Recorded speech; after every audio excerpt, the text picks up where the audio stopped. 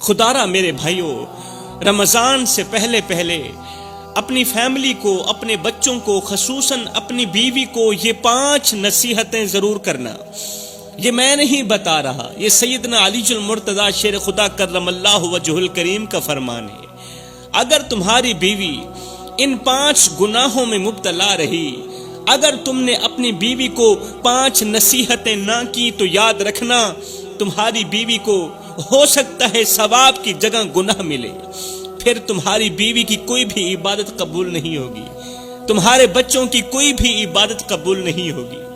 کبھی سوچا ہے وہ لمحہ جب رمضان کا چاند نظر آئے گا، جب رحمتوں کی برسات ہوگی، جب جنت کے تمام دروازے کھول دیے جائیں گے اور جہنم کے تمام دروازے بند کر دیے جائیں گے، کبھی سوچا ہے تمہاری بیوی اس وقت کس حال میں ہوگی؟ اللہ اکبر! کیا تم نے کبھی اپنی بیوی کو یہ یاد دلایا ہے کہ رمضان صرف روزے رکھنے کا نام نہیں ہے، رمضان صرف بھوکا رہنے کا نام نہیں، بلکہ یہ وہ مہینہ ہے جہاں اللہ اپنے بندوں کو جہنم سے نجات دیتا ہے۔ اللہ فرماتا ہے یقیناً وہی لوگ کامیاب ہوئے جنہوں نے اپنے نفس کو پاک کر لیا، اپنے اندر کو پاک کر لیا۔ مگر اگر تم نے اپنی بیوی کو اس پاکیزگی کا سبق نہ دیا جو میں تمہیں بتانے والا ہوں یا جو اللہ نے فرمایا ہے، اگر تم نے اپنی بیوی کو اس پاکیزگی کا سبق نہ دیا، اگر تم نے اسے یاد نہ دلایا کہ رمضان کے ان قیمتی لمحوں میں اس کی عبادت کیسی ہونی چاہیے، اگر تم نے اسے سبق نہ دیا تو یاد رکھنا کہیں ایسا نہ ہو کہ وہ ان رحمتوں سے محروم رہ جائے، تمہاری بیوی رحمتوں سے محروم رہ جائے، رمضان کی برکتوں سے محروم رہ جائے، اور تم قیامت کے دن افسوس کرو کہ کاش میں نے وقت پر اپنی بیوی کو سمجھایا ہوتا۔ یاد رکھو میرے بھائیوں، عورت کے کردار کی مضبوطی پورے گھر کو جنت بنا سکتی ہے، یہ حقیقت ہے۔ عورت کے کردار کی مضبوطی، عورت کے حیا کی مضبوطی پورے گھر کو جنت بنا سکتی ہے، اور اس کی غفلت پورے خاندان کو گمراہی کے اندھیروں میں دھکیل سکتی ہے، یہ حقیقت ہے۔ کیونکہ عورت کا سب سے بڑا زیور اس کی حیا ہے، عورت کا سب سے بڑا زیور اس کی حیا ہے، اور مرد کی سب سے بڑی کامیابی اس کی نیک بیوی ہے، اس کی بیوی کی نیکی ہے۔ اگر تم نے اپنی بیوی کو وقت پر نہ سمجھایا، وقت پر سبق نہ دیا، وقت پر درس نہ دیا، اگر تم نے اسے نہ بتایا کہ رمضان کا ایک ایک لمحہ بہت زیادہ قیمتی ہے، سونے سے بھی زیادہ قیمتی ہے، ہیرے چاندی سے بھی زیادہ قیمتی ہے، تو پھر یاد رکھنا اس کا حساب تم سے بھی لیا جائے گا۔ کل قیامت کے دن بیوی کا حساب تم سے بھی لیا جائے گا، کیونکہ جس گھر میں دین نہیں وہاں دنیا بھی بے برکت ہو جاتی ہے، اور جس دل میں اللہ کا خوف نہ ہو وہاں سکون کبھی نہیں آتا۔ سوچو اگر تمہاری بیوی آج غفلت میں ہے، غفلت میں ڈوبی ہوئی ہے، اگر اس کی عبادت کمزور ہے، اگر وہ رمضان کی عظمت کو نہیں سمجھ پاتی، تو کیا تم اس کے لیے قیامت کے دن جواب دہ نہیں ہوگے؟ کیا اللہ تم سے جواب نہیں لے گا؟ کہیں ایسا نہ ہو کہ شیطان تمہیں بہلا کر غفلت میں ڈال دے، اور جب تم ہوش میں آؤ تو وقت نکل چکا ہو۔ حضرت سیدنا علی المرتضیٰ شیر خدا کرم اللہ وجہ الکریم سے پوچھا گیا، حضرت جلدی بتائیں وہ کون سی 5 نصیحتیں ہیں جو رمضان کے آنے سے پہلے پہلے اپنی فیملی کو کرنی چاہیے، بیوی کو کرنی چاہیے؟ سیدنا علی المرتضیٰ شیر خدا نے فرمایا، پہلی نصیحت بیوی کو حیا اور پاکیزگی کا درس دو۔ رمضان کے آنے سے پہلے پہلے تم پر لازم ہے، تم پر فرض ہے، رمضان کے آنے سے پہلے پہلے اپنی بیوی کو، اپنی ماں کو، اپنی بہن کو، اپنی بیٹی کو پاکیزگی کا درس ضرور دو، حیا اور پاکیزگی کا درس۔ اگر تمہاری بیوی رمضان میں بھی پردے سے غافل ہے، رمضان میں بھی ٹک ٹاک کی ویڈیو بناتی ہے، اگر وہ اپنی زبان کو بیہودہ باتوں سے نہیں روک رہی، اگر وہ اپنی نظریں جھکانے کے بجائے، حیا والی نظریں جھکانے کے بجائے دوسروں کو دیکھنے میں مصروف ہے، اگر تمہاری بیوی نظریں جھکانے کے بجائے دوسروں کو دیکھنے میں مصروف ہے تو جان لو کہ شیطان نے اس کے دل میں وسوسہ ڈال دیا ہے، کیونکہ اللہ کا فرمان ہے بے شک جو لوگ پاکیزگی اختیار کرتے ہیں اللہ ان سے بہت زیادہ محبت کرتا ہے۔ ہمیشہ اللہ تعالیٰ پاک لوگوں سے ہی محبت کرتا ہے۔ کیا تم نے کبھی بیوی کو بتایا کہ رمضان صرف کھانے پینے سے رکنے کا نام نہیں ہے، بھوکا رہنے کا نام نہیں ہے، پیاسا رہنے کا نام نہیں، بلکہ دل، نظر اور زبان کی پاکیزگی کا نام بھی ہے۔ یہ دل، نظر اور زبان کی پاکیزگی کا مہینہ ہے۔ کیا تم نے بیوی کو یاد دلایا کہ اگر اس نے رمضان میں بھی اپنی حیا کو محفوظ نہ رکھا، اگر تمہاری بیوی نے رمضان المبارک کے بابرکت مہینے میں بھی اپنی غیرت کو محفوظ نہ رکھا تو کیا وہ اللہ کی محبت حاصل کر سکے گی؟ اپنی بیویوں کو بتاؤ، بچوں کو بتاؤ، بیٹیوں کو بتاؤ، اگر تم نے رمضان میں بھی اپنی حیا کو محفوظ نہ رکھا تو پھر یاد رکھنا تم اللہ کی محبت کو ہرگز حاصل نہیں کر سکو گی۔ رمضان کے روزے رکھ کر بھی اللہ کی محبت کو نہیں پا سکو گی۔ میرے رسول کریم صلی اللہ علیہ وآلہ وسلم نے فرمایا حیا ایمان کا حصہ ہے، اور اگر عورت کی حیا ختم ہو گئی تو پھر اس کا ایمان بھی خطرے میں پڑ سکتا ہے۔ عورت کی حیا ختم ہو گئی تو عورت کا ایمان خطرے میں پڑ سکتا ہے، کیونکہ حیا ایمان کا حصہ ہے۔ حیا وہ روشنی ہے جو عورت کے کردار کو چمکا دیتی ہے۔ حیا وہ روشنی ہے جو تمہاری عورتوں کے کردار کو چمکا دیتی ہے، اور بے حیائی وہ اندھیرا ہے جو اس کے نصیب کو برباد کر دیتا ہے۔ اگر بیٹیوں کا اچھا نصیب چاہتے ہو، اگر بہنوں کا اچھا نصیب چاہتے ہو تو حیا کا درس دو۔ اگر تم نے اپنی بیوی کو یہ نہ بتایا کہ رمضان کا پہلا سبق ہی حیا ہے، رمضان کا پہلا سبق ہی حیا ہے، تو تم نے اس کا حق ادا نہیں کیا۔ اگر تم نے اپنی بیوی کو نہ بتایا، کیونکہ عورت کی سب سے بڑی عزت اس کی پاکیزگی ہے، اس کی پاک دامنی ہے، اور مرد کی سب سے بڑی ذمہ داری بیوی کی حفاظت ہے۔ کیا تم قیامت کے دن اس کی بے حیائی کے اعمال کا بوجھ اٹھانے کے لیے تیار ہو میرے بھائیو؟ کس کی بے حیائی؟ بیوی کی بے حیائی۔ کس کی بے حیائی؟ بہن کی بے حیائی۔ کس کی بے حیائی؟ بیٹی کی بے حیائی۔ اللہ اکبر! آپ حیران ہو رہے ہوں گے شاہ جی کس طرح کی باتیں کر رہے ہو، آپ کس طرح کی باتیں کر رہے ہیں۔ اللہ ماشاءاللہ ہر کسی کی بات نہیں کر رہا۔ آپ ٹک ٹاک کھولیں پھر دیکھنا کن کن کی بہنیں بے حیائی کی دلدل میں ڈوبی ہوئی ہیں۔ کیا تم قیامت کے دن اللہ کے حضور گواہی دو گے کہ تم نے اپنی بیوی کو رمضان میں پاکیزگی کا سبق دیا تھا، اپنے بچوں کو رمضان کے آنے سے پہلے پاکیزگی کا سبق تم نے دے دیا تھا، وہ عمل کریں نہ کریں؟ اگر دیا ہے تو تمہیں مبارک، اگر نہیں دیا تو پھر تمہیں خود بھی اس کی نافرمانی کا حساب دینا ہوگا۔ کس کی؟ بیوی کی۔ کس کی؟ بچوں کی۔ پرانے زمانے کی بات ہے کہ ایک عورت رہتی تھی، وہ اپنی حیا اور پاکیزگی کی وجہ سے بہت زیادہ مشہور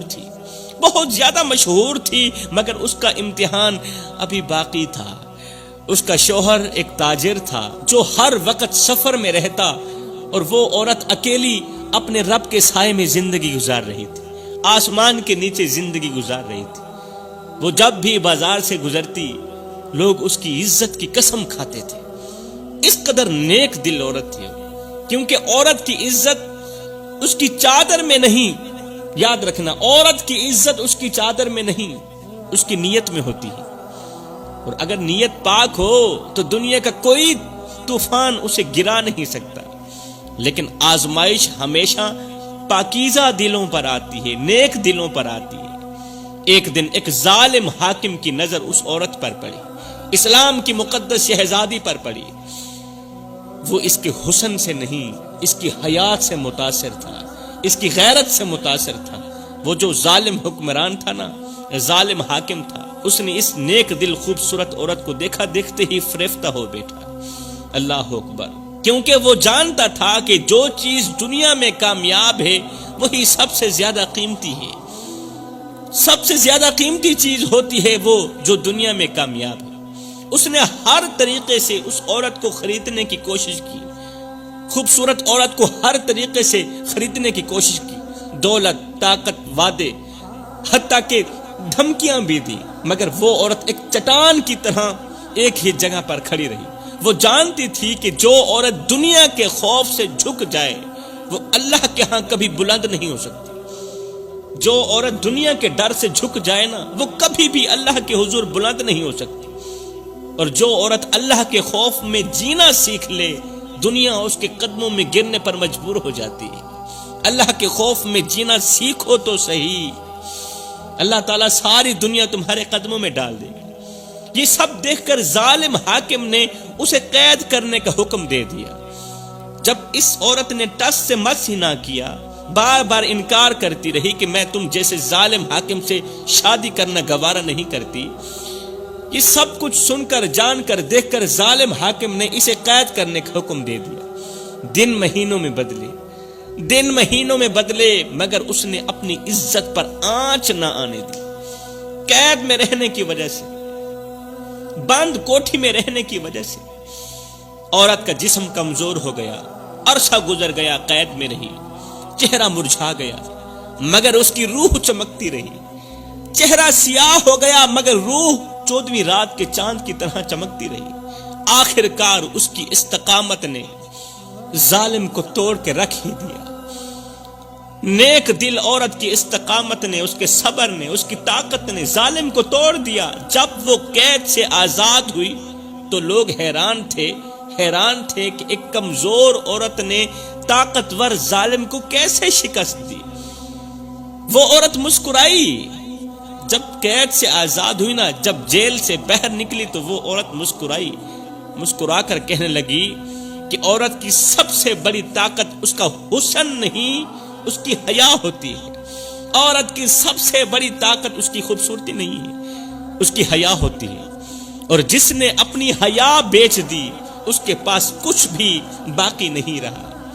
دنیا کی سب سے قیمتی چیز عزت ہے، جو کھو جائے تو پھر واپس نہیں آتی، اور جو بچا لے وہ بادشاہوں سے بھی زیادہ قیمتی ہو جاتا ہے۔ اللہ اکبر۔ یہ دنیا آزمائش کا گھر ہے۔ جو اپنے نفس کو بیچ دے وہ دنیا میں چند دن جیتا ہے، جو اپنے نفس کو بیچ دے وہ دنیا میں چند دن جیتا ہے، مگر جو اپنی عزت بچا لے، جو اپنی عزت بچا لے وہ رہتی دنیا تک زندہ رہتا ہے۔ اور جو اللہ کے لیے قربانی دے دے، اللہ کے نام پر قربان ہو جائے، اللہ اسے کبھی ضائع نہیں کرتا۔ اللہ آزماتا ضرور ہے مگر تنہا اکیلا نہیں چھوڑتا۔ حضرت سیدنا علی المرتضیٰ شیر خدا نے فرمایا، دوسری نصیحت، بیوی کو زبان کی حفاظت اور بد زبانی سے بچنے کی تلقین کرو۔ اگر تمہاری بیوی رمضان میں بھی اپنی زبان کا غلط استعمال کر رہی ہے، اگر وہ دوسروں کی برائی میں وقت گزار رہی ہے، چغل خوری میں وقت گزار رہی ہے، اگر وہ بے مقصد باتوں، غیبت، طنز اور جھوٹ میں لگی ہوئی ہے، تو جان لو کہ وہ روزہ رکھ کر بھی اپنا ہی نقصان کر رہی ہے۔ سوچو، اگر وہ اپنے روزے کے دوران اپنی زبان کی حفاظت نہ کر سکی تو کیا وہ اللہ کی رحمت کی مستحق ہوگی؟ وہ رمضان کی برکتوں کی مستحق ہوگی جو اپنی زبان کی بھی حفاظت نہیں کر سکی؟ اگر اس کی زبان سے مسلسل وہ الفاظ نکل رہے ہیں جو دوسروں کو تکلیف دے رہے ہیں، جو رشتوں میں درار ڈال رہے ہیں، تو کیا وہ واقعی کامیاب ہو سکتی ہے؟ ہرگز نہیں، بالکل بھی کامیاب نہیں ہو سکتی۔ میرے رسول کریم صلی اللہ علیہ وآلہ وسلم نے فرمایا، جس نے جھوٹ اور غلط کام نہ چھوڑے، اللہ کو اس کے بھوکا پیاسا رہنے کی کوئی ضرورت نہیں، اللہ کو اس کے روزے کی کوئی ضرورت نہیں۔ جس نے جھوٹ نہیں چھوڑا، جس نے غلط کام نہیں چھوڑے، جان لو میرے بھائیو، انسان کا سب سے بڑا دشمن اس کی اپنی زبان ہے، اور جو زبان کو قابو میں نہ رکھ سکے وہ اپنی عزت اور نیکی کو برباد کر دیتا ہے۔ جو عورت زبان کے وار سے دوسروں کے دل زخمی کرے وہ خود کبھی خوش نہیں رہ سکتی، کبھی بھی خوش نہیں رہ سکتی۔ کبھی کبھی ایک لفظ رشتوں کو جوڑ دیتا ہے، ایک چھوٹا سا لفظ کبھی کبھار رشتوں کو جوڑ دیتا ہے، اور کبھی ایک جملہ محبت کو ہمیشہ کے لیے ختم کر دیتا ہے، دلوں میں نفرتیں، کدورتیں بھر دیتا ہے۔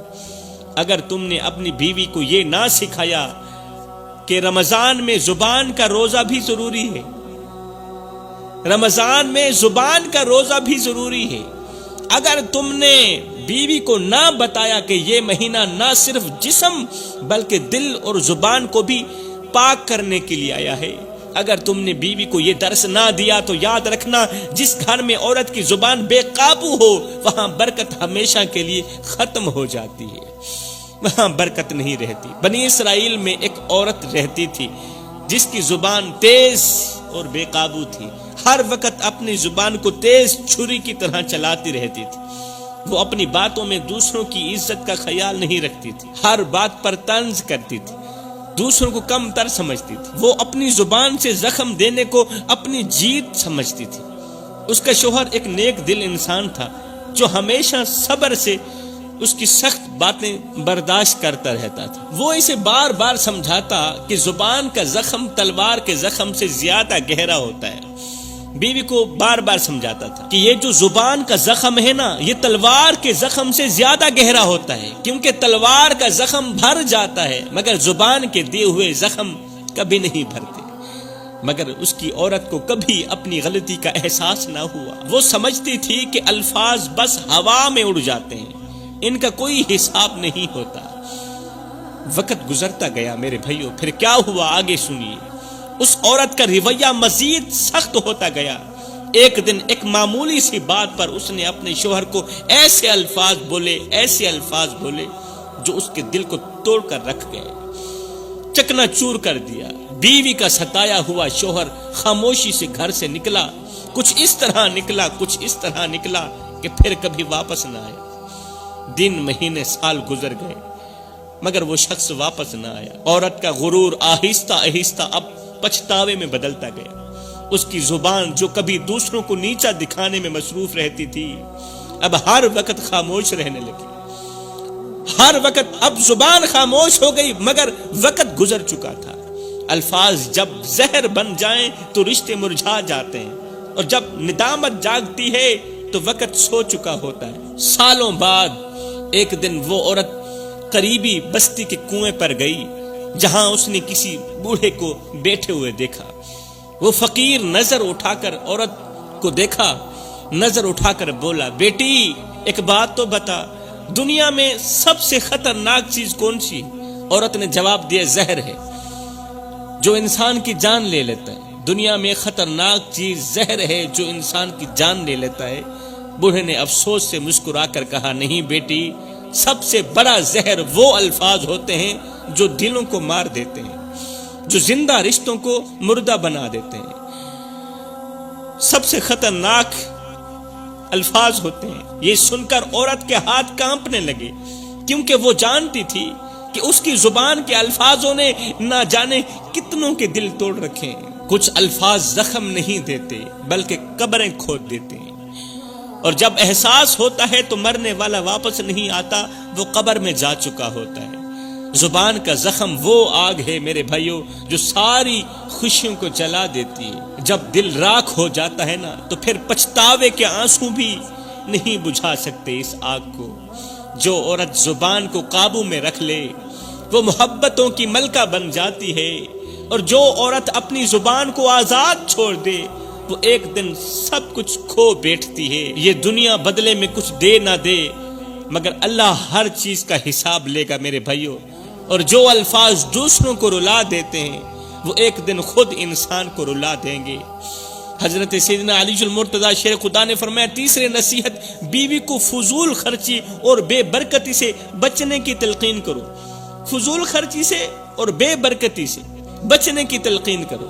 اگر تمہاری بیوی رمضان میں بھی فضول خرچی کر رہی ہے، اگر وہ ہر چیز میں اسراف کرتی ہے، اگر اس کا دل دنیا کی زرق برق میں الجھا ہوا ہے، اور اگر وہ روزے کی برکتوں کو چھوڑ کر بازاروں میں بھاؤ تاؤ میں مصروف ہے، تو جان لو کہ وہ اپنے ہی ہاتھوں سے رحمتوں کو کھو رہی ہے۔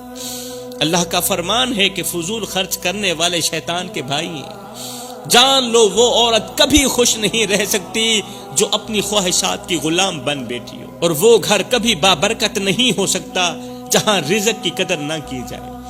جو عورت رمضان میں بھی فضول خرچی سے باز نہیں آتی وہ حقیقت میں اپنے گھر سے برکت کو خود نکال رہی ہوتی. دولت ہمیشہ رہنے والی چیز نہیں میرے بھائیو، مگر برکت ہمیشہ رہنے والی چیز ہے.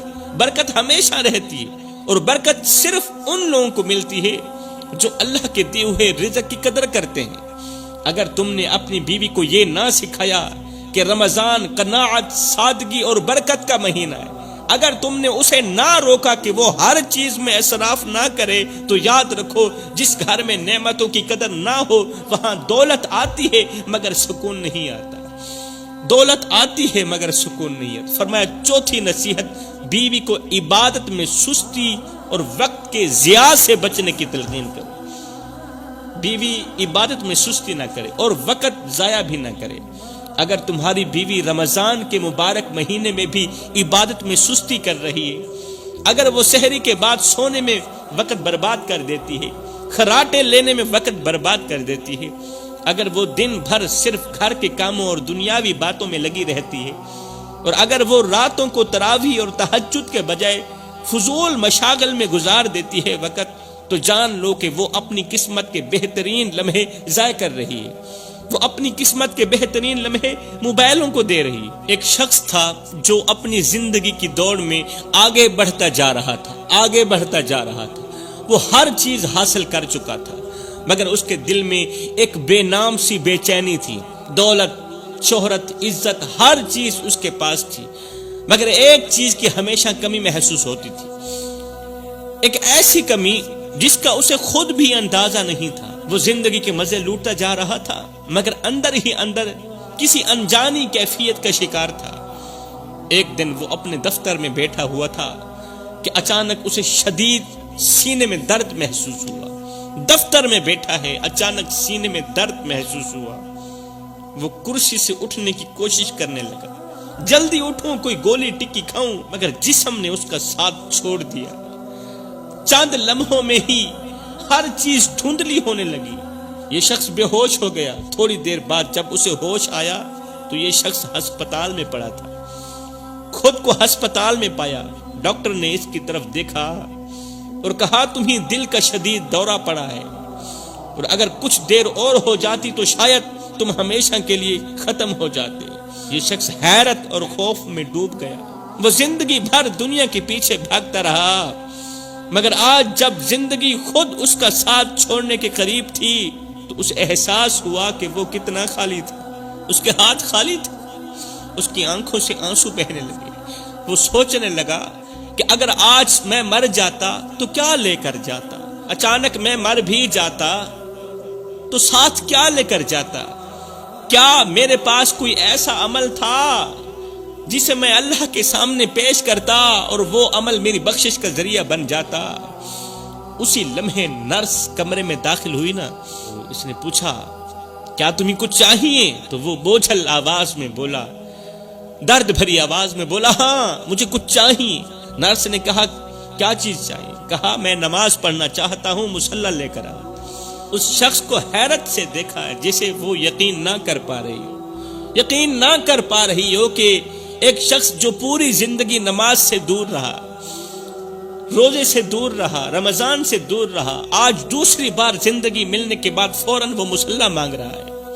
مگر اب بہت دیر ہو چکی تھی. اس نے وضو کرنے کے لیے ہاتھ بڑھایا مگر ہاتھوں میں سکت نہیں تھی. وہ سجدے میں سر جھکانے کے لیے اٹھنا چاہتا تھا، قیام کرنے کے لیے، رکوع کرنے کے لیے اٹھنا چاہتا تھا، مگر جسم میں حرکت نہیں تھی. وہ کانپتے لبوں سے بس یہی کہہ رہا تھا، یا اللہ مجھے ایک موقع اور دے دے. اللہ میں سجدہ کرنا چاہتا ہوں، مجھے ایک موقع اور دے دے. میں نماز پڑھنا چاہتا ہوں، مجھے ایک موقع اور دے دے. مگر وقت کسی کے لیے نہیں رکتا میرے بھائیوں.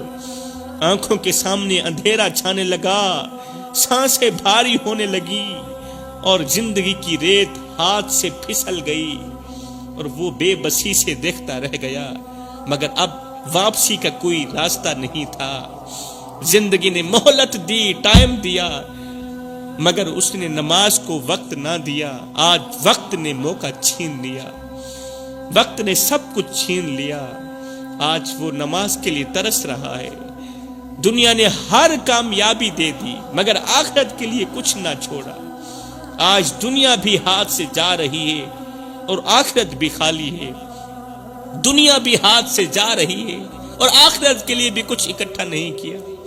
جب تک زندگی باقی ہے سجدے کر لو میرے بھائیو، نماز پڑھ لو، کیونکہ ایک دن ایسا آئے گا جب تم سجدہ کرنا چاہو گے مگر تمہارا جسم تمہارا ساتھ چھوڑ چکا ہوگا۔ نماز کو چھوڑنے والا شخص ہمیشہ کہتا ہے کہ کل پڑھ لوں گا، مگر اسے خبر نہیں کہ ایک دن وہ کل بھی نہیں آئے گا۔